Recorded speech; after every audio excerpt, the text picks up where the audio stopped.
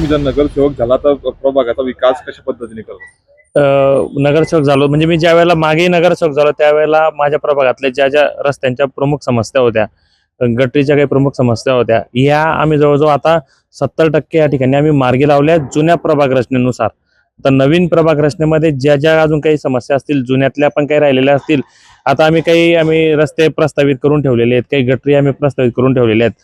तर ह्या सगळ्या जे विकासाचं धोरण आम्ही या डोळ्यासमोर ठेवून रस्ते गटरी हे प्रामुख्याने करून मग राहिलेले उद्यान वगैरे डेव्हलप करण्याचा आमचा मानस राहील. दादा, तिकीट कट केलेलं आहे तुमचंवाला, बंडखोरी केली तुम्ही.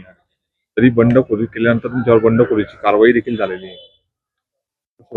नाही, बंडखोरीची कारवाई जरी झालेली असली, शेवटी बघा प्रत्येक पक्षाला एक त्याचं एक त्यावेळेला काहीतरी त्यांना धोरण ठेवावं लागतं. त्या धोरणाच्या माध्यमातून त्यांनी माझ्यावर बंडखोरीची कारवाई केली.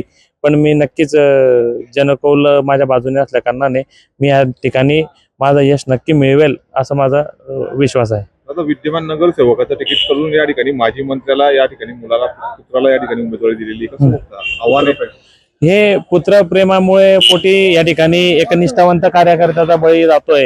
हे मी सांगण्यापेक्षा जळगाव शहर सांगून राहिले की माजी पालकमंत्र्यांच्या चिरंजीवासाठी या ठिकाणी त्यांना या ठिकाणी घराणेशाही जिवंत ठेवण्यासाठी, पुत्रप्रेमासाठी माझ्यासारख्या सर्वसामान्य परिवारातल्या मुलाचा, कार्यकर्त्याचा, संघटनेतल्या कार्यकर्त्याचा बळी या ठिकाणी जातोय.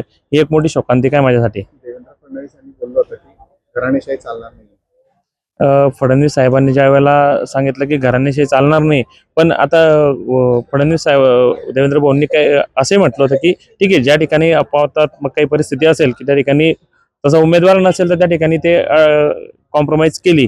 पण या ठिकाणी तशी कॉम्प्रोमाइजची एक आवश्यकता पण नव्हती.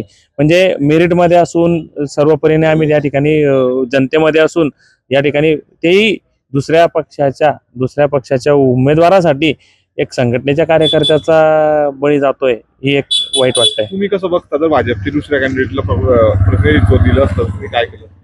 माझ्या समोर जर चारही भाजपाचे उमेदवार असते पक्षाच्या चिन्हावर, तर मी माझी उमेदवारी जरी डावलली असती तर मी चारींसाठी जे मी स्वतःसाठी करतोय याच्यापेक्षा जास्त ताकदीने मी चारींसाठी काम केलं असतं.